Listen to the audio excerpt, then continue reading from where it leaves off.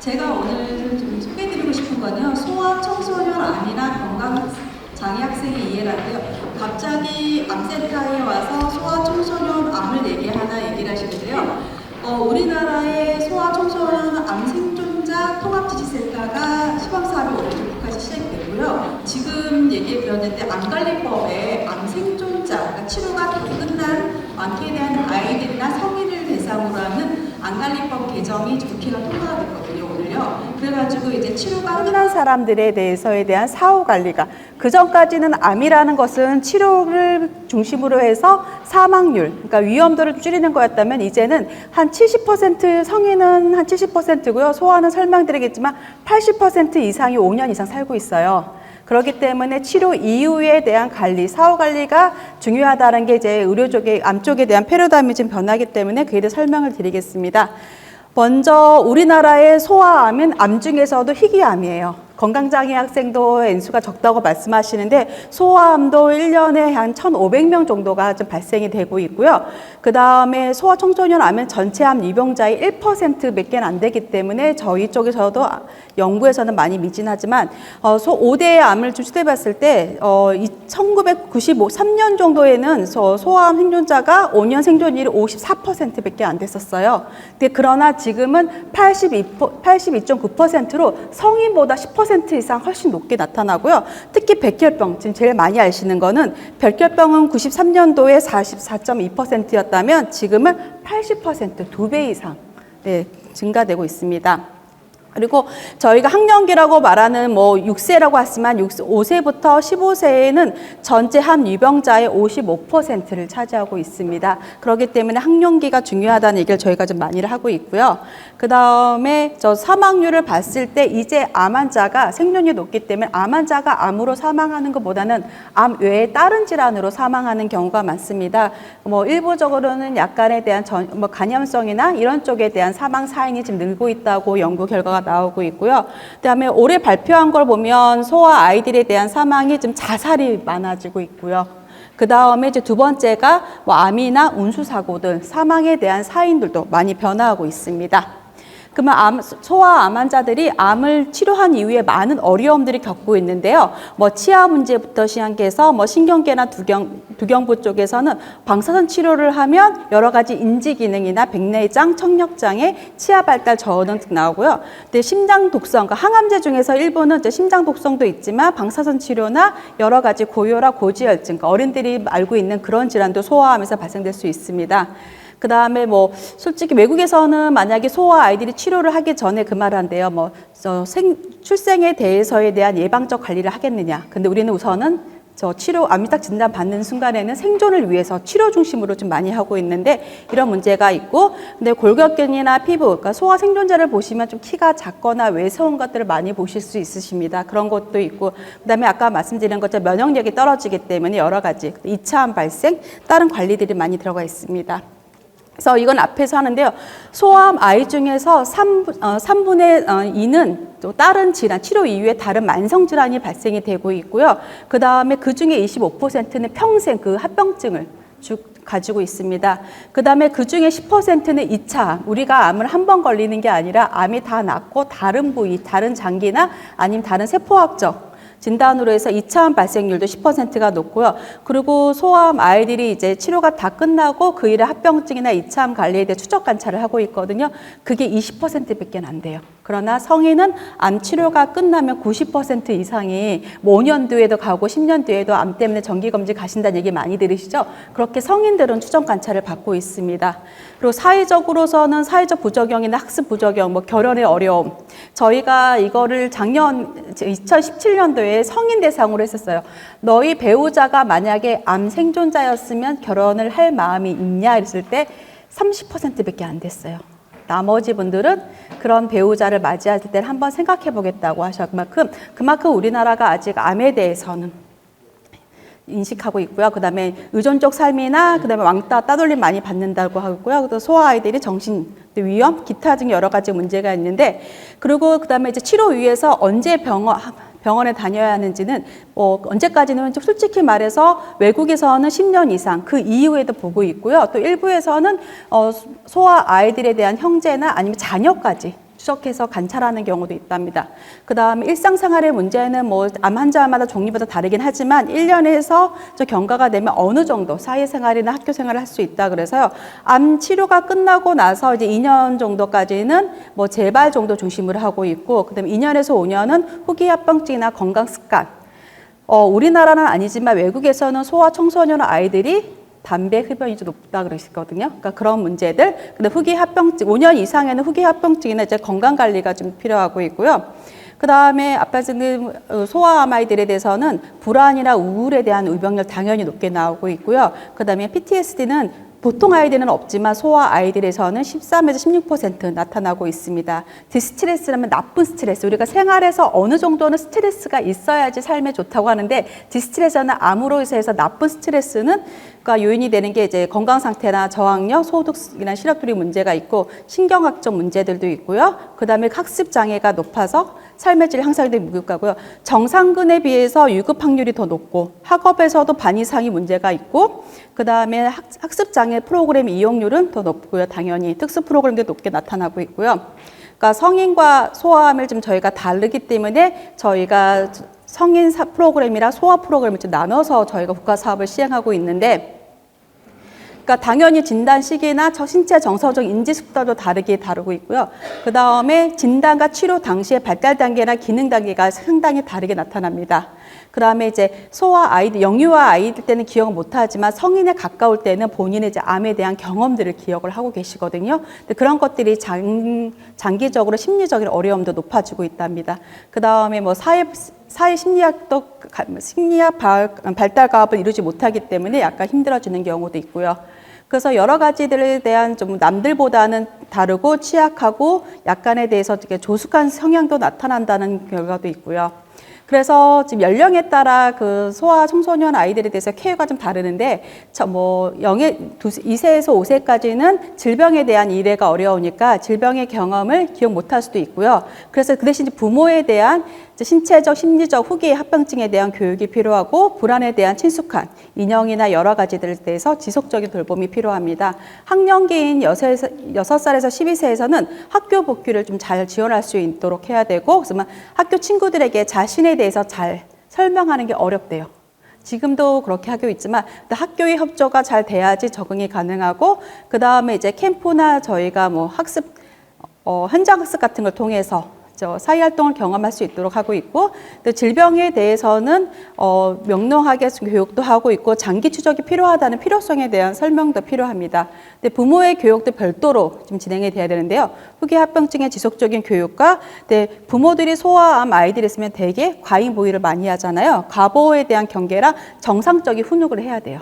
애들이 아프기 때문에 부모님들이 모든 거를 다 봐주고 용서해 주는 게 있는데, 그런 거에 경례랑, 그 다음에 이제 가정 내에 환자에 대한 책임을 하고 의사결정도 직접 아이가 할 수 있도록 격려해 줘야 됩니다. 청년기에서는 적절한 교육을 받을 수 있도록 하는데, 이거는 솔직히 말해서 또래에 대한 초점이 가장 중요하고요. 스스로의 이제 암에 대해서 삶의 하나라는 사건을 생각할 수 있도록 하기 때문에, 그리고 또 하나가 주도적인 생활을 할 수 있도록 격려해 주고, 그리고 주요 치료는 적극적으로 참여할 수도 격려하고 있고요. 그다음에 아이가 궁금했을 때 여러 가지의 문제를 정보로 제공하면서 그 문제점을 해결할 수 있도록 좀 지지해주고 있고, 아까 말씀 디스트레스가 증가될 수 있기 때문에 주기적인 평가와 적절한 개입이 필요합니다. 그래서 이제 부모가 좀 어려운 것들이 이제 진단 후 2년 이내에 85%가 디스트레스를 경험하고 있고요. 그 다음에 뭐 불안이나 낮은 삶의 질, 우울증, 그리고 암 진단 1개월 이내는 엄마와 아빠와의 급성토란 스트레스 장애를 외국에서는 받고 있다고 합니다. 그 중에서는 솔직히 말해서 엄마가 준 치료이기 때문에 엄마가 디스트레스 같은 여러 가지 PTS 같은 게 훨씬 높게 좀 나타나고 있고요. 그 다음에 아까 말씀드렸잖아요. 과보인이나 훈육 같은 거를 브리치하는 경우가 많아서 어려움을 겪는다고 합니다. 그 다음 마찬가지 소아 아이들에 대한 형제들은 형제 외로움이 있고 사회의 소외감이나 질투, 격정, 그 다음에 일주일 이내는 삶의 질이 좋지 않고, 그다음 형제의 40%가 여러 가지에 대한 학습에 대한 어려움도 있고, 그 다음에 다른 가족의 암에 걸릴 수 있고, 형제, 동생이나 언니 이 사람이 죽을 수 있다는 두려움을 가지고 있다고 합니다. 그래서 소아 청소년 아이들이 학교에서의 복귀에 대한 중요성은 사회로서의 성공적인 복귀와 기본은 학교 복귀를 하면서 연속적인 교육을 선행이 되어야 되고요. 그다음에 이제 학교를 빨리 돌아가서 정상적인 학교를 좀 참여하는 게 소아 환자들의 더 나은 삶의 질에 연결이 될 수 있다고 합니다. 그래서 복귀는 청소년 암 치료 과정에서 뭐 학교 선생님이나 병원 학교 선생님들의 관계자들이 팀을 이뤄내서 같이 이제 그 과정에서 학교를 지속적으로 연결할 수 있는 목표고요. 근데 학교 복귀는 당연하게 뭐 환자 자신이나 부모, 의사, 선생님들 모두에게 대해서 해결해야 할 문제라고 합니다. 그래서 지금 성취감, 학교를 가면 아이들은 자기 자신에 대한 가치를 깨닫고 성취감, 자존감이 배워가는 과정이고요. 그 다음에 또래 친구들 공부를 하면서에 대한 사회생활과 양보, 배려 이런 것 등을 배우게 됩니다. 그래서 지식을 함양시키고 자기의 잠재력을 찾으면서 사회에 나아가서 자기의 꿈을 실현할 수 있는 기반이 학교 생활의 중요한 의미 중 하나입니다. 그래서 치료 중에 학교를 다닐 수 있나요? 라고 하시는데 이거는 솔직히 암 환자에 따라 다르긴 하지만 주치의랑 같이 하면서 학교가 가능한 시기점을 생각하고 그다음에 어려운 경우에는 뭐 저보다 더 많이 알고 계시겠지만 병원 학교나 여러 가지 교육 과정을 학업을 지속할 수 있습니다. 그래서 복귀 시에 대한 문제점은 신체적으로나 심리적이나 학습 관련돼서 여러 가지 문제가 있는데 앞에 말씀을 드려서 좀 넘어가겠습니다. 그래서 적절한 학교 복귀할 때 고려할 건 적절한 복귀 시점을 파악하시고 학교를 일반 학교로 가야 될지 특수 학교로 갈 거야지 그다음에 아이가 갖고 있는 건강 정보를 학교랑 같이 쉐어를 해야 되고요. 그다음에 학우들에 대한 준비 과정이 필요할 수 있습니다. 그래서 여러 가지 아카데믹 저는 학습 저하로 해서 빨리 아이들이 치료로 인해서 그쪽에 피로나 집중력 저하들이 와서 문제가 지속적으로 학업 능력이 떨어질 수도 있고요. 그 다음에 외모가 변하게 돼서 거기에 대한 스트레스나 그 다음에 결석이나 과제를 못해서 친구들에 대한 어려움들, 그 좀 낮은 출석률, 또 교사의 이해 부족이라고 말씀을 또 많이들 해주시고요. 그 다음에 이런 정보를 교사한테 저희가 같이 공유를 하면서 아이의 상태를 계속 지속적으로 해야 되는데 암 진단이나 뭐 치료 기간이나 치료 과정이나 치료를 인해서 신체나 정서적 활동이 어떤 게 변하고 있는지 현재 복용 중인 약이 뭔지 그리고 암 진단 위에서 어떤 학습들을 하고 있고 그에 대한 결과가 무엇인지 그리고 학기 중에 출석이 가능한 시기인가 결석이 예상되는 시기 그러니까 암 환자가 치료 중에 계속 학교랑 병원을 한다면 당연히 결석률이 높긴 하지만 치료가 다 끝났을 때도 정기적으로 병원에서에 대한 관리가 필요하기 때문에 예상된 결석일이 있고요. 그 다음에 학교 생활에서 제한할 것, 신체 활동이나 운동 이런 것까지를 같이 공유하고 그 다음에 무염이 있을 때 즉각적으로 연락할 수 있는 부모와에 대한 정보 공유 그 다음에 이 아이가 치료를 받았던 병원과 의사진과 연락처들 그 다음에 이 병원에 대해서 학생이 본인들이 스스로 잘 알고 있는지 그리고 이 병원에서 친구들을 알고 싶어 한지 아니면 본인만 알게 하는지 이런 것들을 파악해서 같이 하고 있고요. 그래서 저희가 이제 의사한테 알려야 할 증상이나 의사가 알아야 할 증상, 생활 수칙 이런 것들을 저희가 이제 같이 만들어서 이거를 좀 배포하면서 소아 아이들이 학교에 잘 적용할 수 있도록 좀 하려고 하고요. 그다음에 소아 아이들이 되게 중요한 게 전염성이나 예방접종인데 우리나라가 필수 예방접종이 다 되고 있어요. 그러나 필수 예방접종 100%가 아닌 건 아시죠? 한 95%, 90% 정도가 저희 예방접종률이에요. 나머지 분들은 솔직히 접종을 안 하시는데 저희가 옛날에 분석했을 때 대충 안 받으신 분이 엄마 아빠의 학력이 너무 높으시거나 왜냐면 그 중에서 90% 이상 접종이 하면 나머지 아이들은 자동으로 예방이 가능하거든요. 그러니까 자기 아이들 예방접종에서 합병증이나 아니면 후유증을 생길 바에는 안 하겠다. 그렇게 너무 잘 아시는 분이나 아니면 엄마 아빠 중에서 외국인 다문화 가정들 같은 거는 예방접종을 하지 않았기 때문에 이걸 꼭 해야 되는지 필요성을 못 느끼신다고 합니다. 또 하나는 조부모 가족 아이들. 그리고 한부모 가정 아이들은 이번에 보건소가 그때 이제 주말에 하기 때문에 가능하다고 하는데 이런 식으로 예방접종을 안 하고 있는데 그런 옆에 있으면 소아 청소년 아이의 면역력이 떨어졌기 때문에 바로 문제가 있기 때문에 이런 것도 받아야 되는 예정이고요. 그다음에 홍역, 수염, 그리고 여러 가지 직장이나 그다음에 소아 청소년 아이들도 치료 중에 예방접종을 못했지만 치료 도중이나 치료 후에서도 예방접종을 하면서 같이 예방을 하고 있고요. 근데 생활 습관에서는 당연히 흡연을 해야 되는 경우 그 다음에 운동은 지속적으로 저희가 하고 있는데 환자 상태에 따라 운동을 하는 데에서 어느 정도 이제 주치의가 설명을 좀 드리고 있고요. 음주는 안 되고 그 다음에 식사는 소아 암아이 중에서 비만이나 고지혈증의 대사증후군에 대한 위험도가 많기 때문에 그게 대한 시설 조절 같은 거 하고 있고요. 그래서 뭐 이렇게 통합적인 치료를 학교 복귀를 하기 위해서는 병원에서는 뭐 병원 학교 선생님이나 정신심리 전문가, 간호사, 뭐 사회복지사, 부모 이렇게 되고 있고 사회 학교를 가고 그다음에 이제 사회로 넘어가는 경우들이 있고요. 이런 식으로 여러 가지에 대한 학교 복귀에 영향을 많이 미치고 있습니다. 그럴 때 뭐 아이들은 부모가 제 걱정하는 거 얘가 정상적인 학교로 들어갈 때 뭐 어떻게 좀 고통받지 않고 싶어 하는 걸 매우 다양하고요. 그 다음에 외모에서 애가 왕따가 당하지 않을까. 그 다음에 가보로 통해서 애가 불안과 두려움이 있으시고요. 그 다음에 학교 복귀에서 꺼리고 침묵하는 분이 있는데 저희도 이제 여쭤봤을 때 소아 청소년 어머니께서는 일부러 학교를 가면 애가 자존감이 떨어지니까 학교를 안 하고 계속 원격 강의 수업만 하는 분들도 있으시고 어느 부모님은 안 진단부터 본인이 학교를 다니면서 하니까 부모에 대한 팩트가 좀 강하긴 하더라고요. 그리고 아이들도 뭐 이제 출석이나 그다음에 치료 과정 때문에 다른 친구들은 상급 학급을 올라가는데 못 올라가는 경우에 대해서 친구와의 단절, 그다음에 여러 가지에 대한 심리적, 그다음에 학업에 대한 문제가 있고요. 그다음에 선생님들과 문제, 그다음에 그러니까 소아 청소년 아이들이 그러는 게 친구랑 담임 선생님이 너무 과보와도 좀 그렇다고 너무 본인을 일반인 애들처럼 해주는 것도 좀 싫고 약간 좀 그런 단계가 있기 때문에 그런 거에 대한 문제가 있고요. 그 다음에 여러 가지 문제로 화장실이나 이렇게 문제가 되는 거, 그 다음에 학교에 대한 교실에 대한 변화나 여러 가지들 자유롭지 못하는 경우가 있는데 외국에서는 만약에 이렇게 건강장애 학생이나 여러 가지 신체적으로 어려운 애가 있으면 그 애가 다시 다닐 원적 학교에 대한 시설까지 평가한 다음에 그 아이가 복귀할 수 있도록 지원한다고 합니다. 그러나 우리나라는 아직까지는 그 정도 단계는 아니고요. 그다음에 여러 가지 문제가 있는 게 지금 학업에 대한 부담 우리나라에서는 좀 많이 있고요. 그다음에 아까 말씀한 선생님과 친구들의 관계가 많이 있고요. 학업에서는 아까 지금 말씀하신 것처럼 뭐 글 쓰는 것도 늦고 산수도 늦고 여러 가지에 대해서 어려움을 많이 좀 느끼시고요. 그래서 저희가 부모회에서 여쭤봤을 때 소아 아이들이나 이럴 때 어떻게 하니까 학업을 지원해 줬으면 좋겠대요. 이제 치료는 소아 암 환자들은 웬만하면 다 지금 본인 부담도 적고 여러 가지에서 단체에서 많이 지원해 주고 있는데 학업에 대한 지원이 많지 않다고 얘기를 하세요.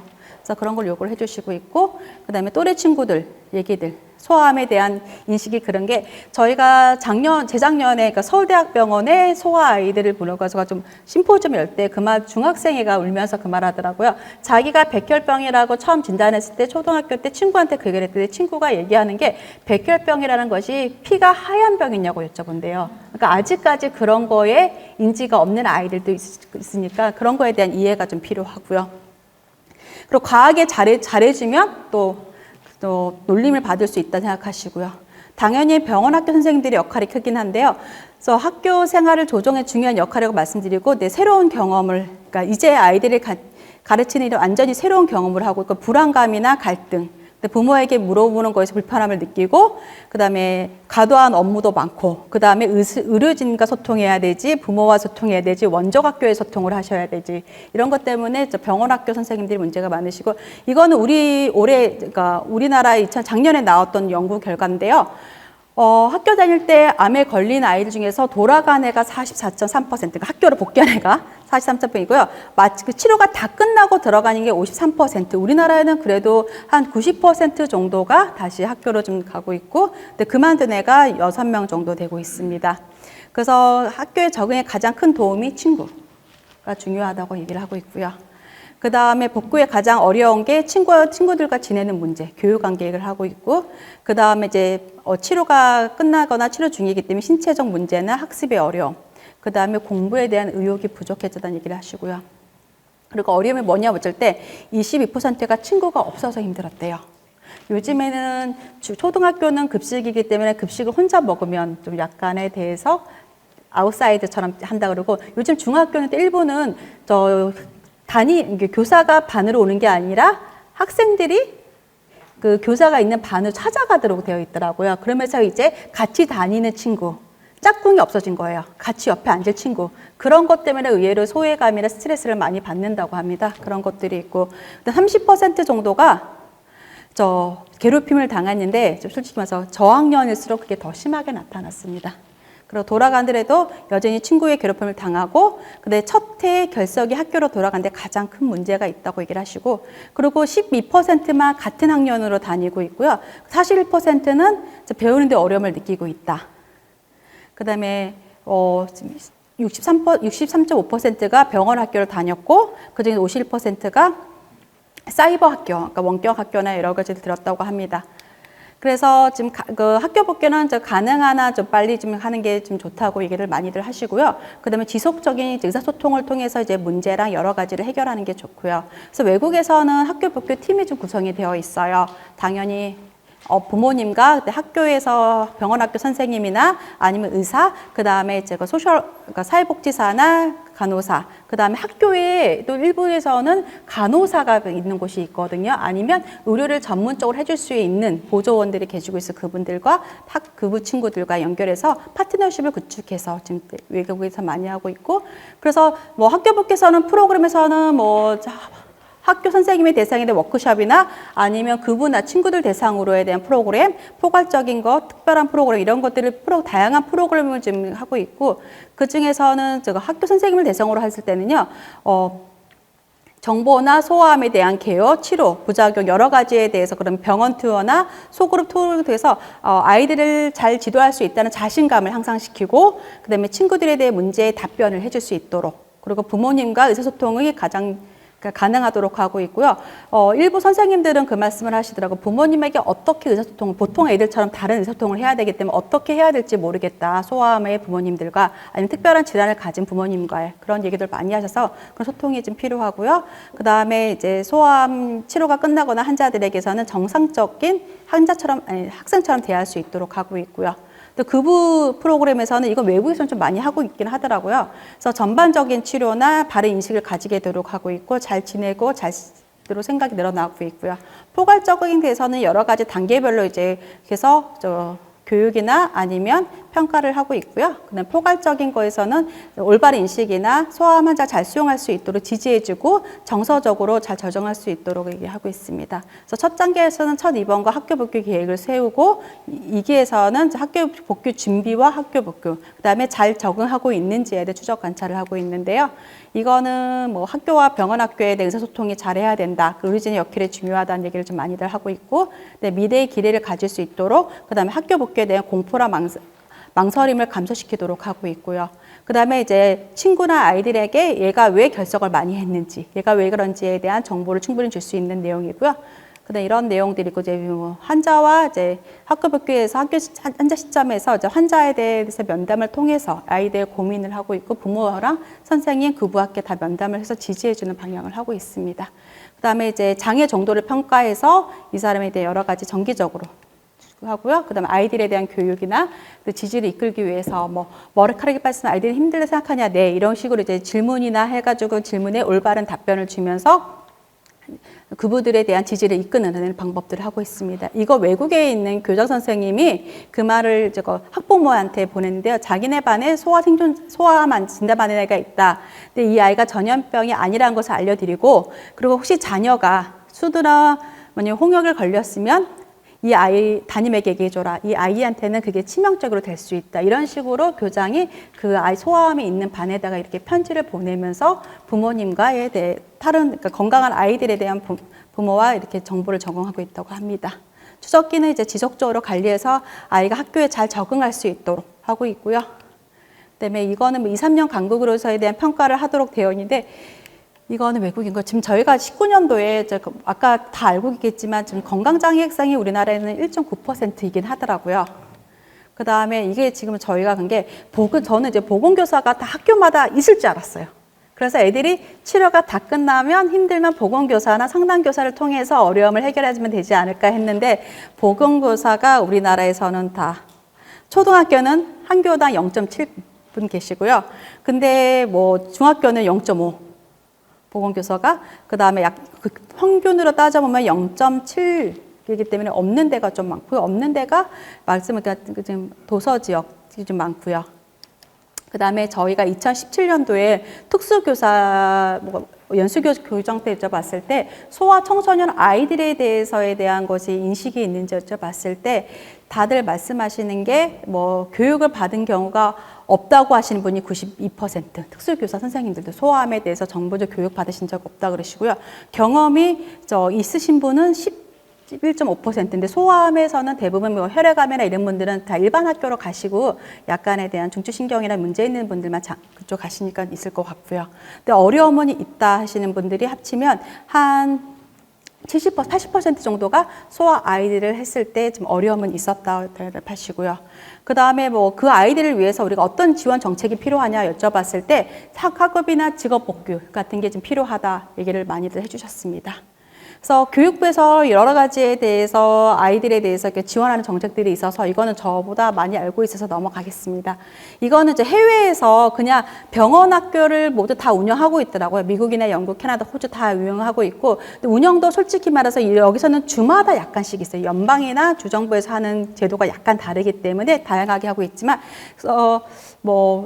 만성질환에 대한 프로그램들이 있는데 일본에서 보통 학교에서는 다 법령에 의해서 진행이 되고 있고요. 관련된 부처들이 지금 다들 에듀케이션이나 헬스에 관련된 거랑 연결이 되어 있고요. 일부에서는 미국이나 호주 이런 데서 NGO 단체들이 지금 많이 들어와서 좀 하고 있습니다. 그래서 만약에 결석하는 아이들은 집까지 해서 가정 방문도 하고 있고요. 그 다음에 뭐 부모 모임 같은 것도 할 수도 있고, 그다음에 아이들에 대해서에 대한 교육 기반이나 여러 가지에 대한 프로그램을 운영해서 직접 제공한다고 한답니다. 그리고 호주에서는요, 만약에 질병으로 아이가 결석을 하면 그 책상을 비워두지 않는데요. 인형을 앉혀놓는데요. 그래서 이 아이가 우리 반의 친구라는 걸 항상 얘기해주고, 그리고 학교에서 어떤 이벤트나 행사가 있을 때 걔를 초대해주거나 아니면 동영상으로 보여주면서 지속적으로 우리 반의 학생이라는 걸 그분한테도 알려주고 아이한테도 수업감을 준다는 프로그램들이 있고요. 그래서 지금 호주에서는 인형의자라는 것들을 지금 얘기하고 있습니다. 그 다음에 캐나다에서는 지금 당뇨 아이들 같은 프로그램들로 있어서 이렇게 이제 프로그램을 하고 있고, 이제 치료나 이제 가정에서 도와주는 반들도 만들어서 진행하고 있고요.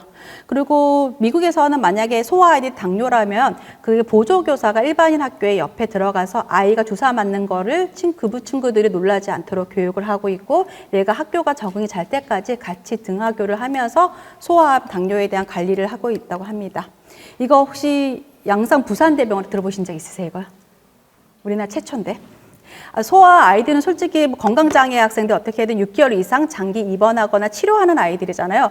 그런 아이들이 제일 어려운 게 집안에서나 아니면 가족들과 노는 걸 못했어요. 병실에만 있었기 때문에 양산 부산대병원 바로 옆에 맥도날드랑 같이 해서 이렇게 지금 건물을 지었어요. 여기 보면 2층짜리 건물인데 내부 시선 아직 안 된 것 같아요. 아직 공개를 안 하신 것 같고 안에서.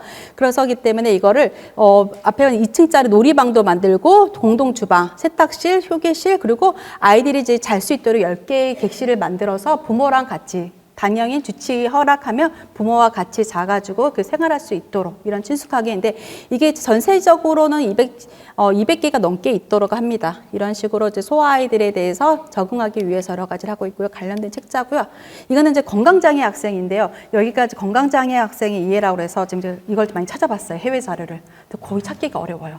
건강장애라는 용어 자체가 외국마다 좀 다 다르게 사용하고 있더라고요. 그래서 저희가 그때 건강장애 학생은 우리나라에서는 1.9%고요.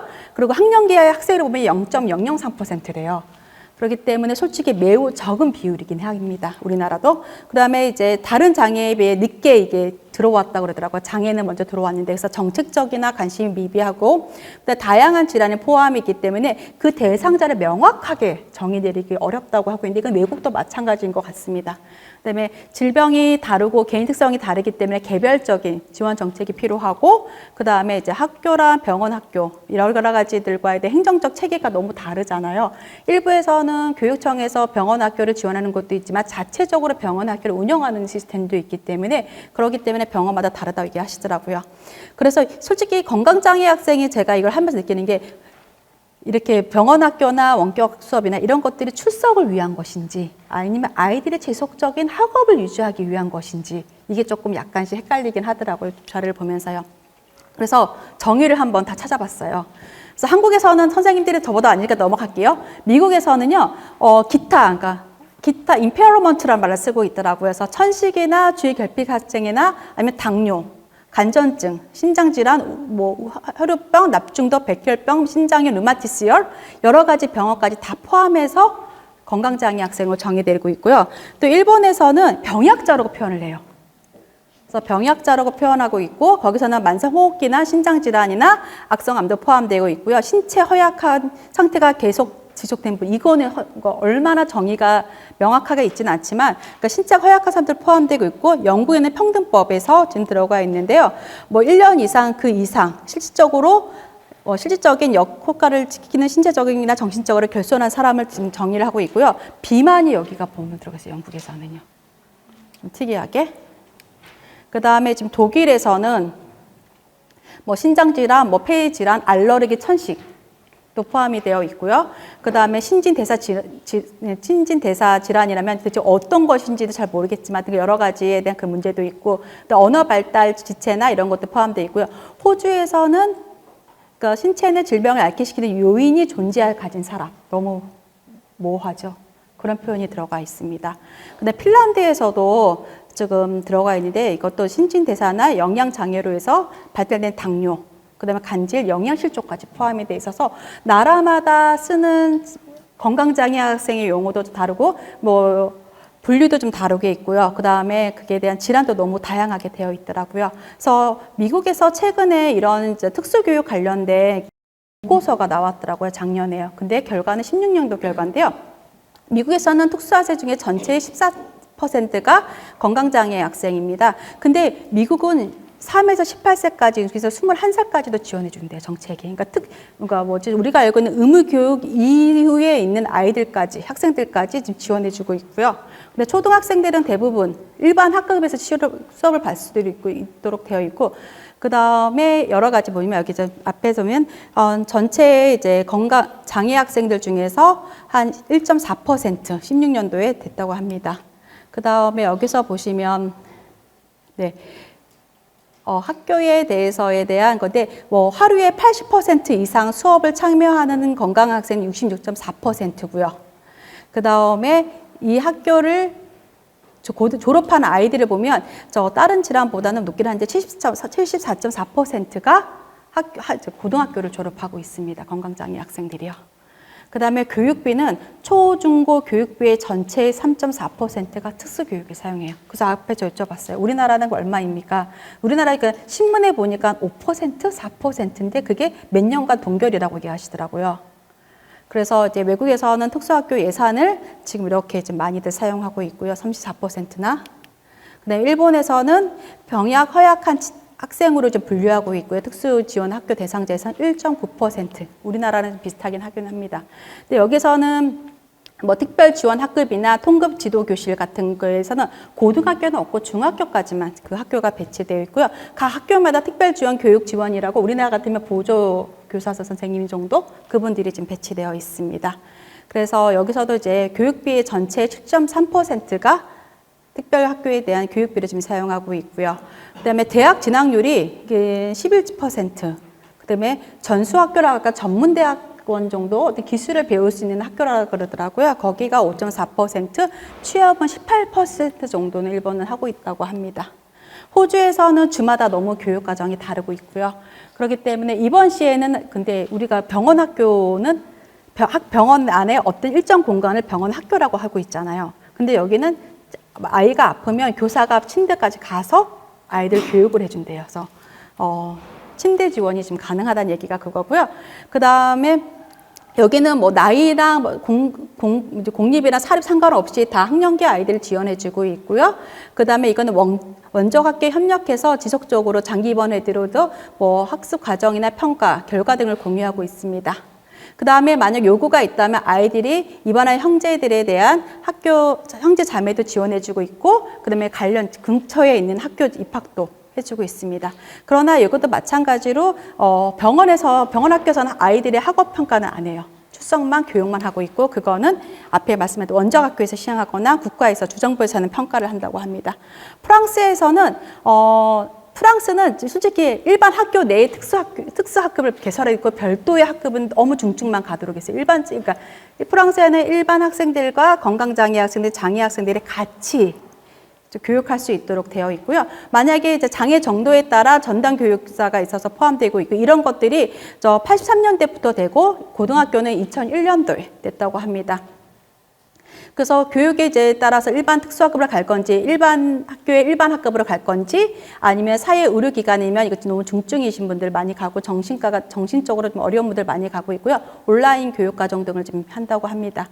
이런 식으로 지금 특수학교는 일반 학급이랑 아니면 일반 학급에서에 대한 특수부교사 붙은지 해서 일반 학교에서 수업을 할 수 있는 거를 중요시하고 있고요.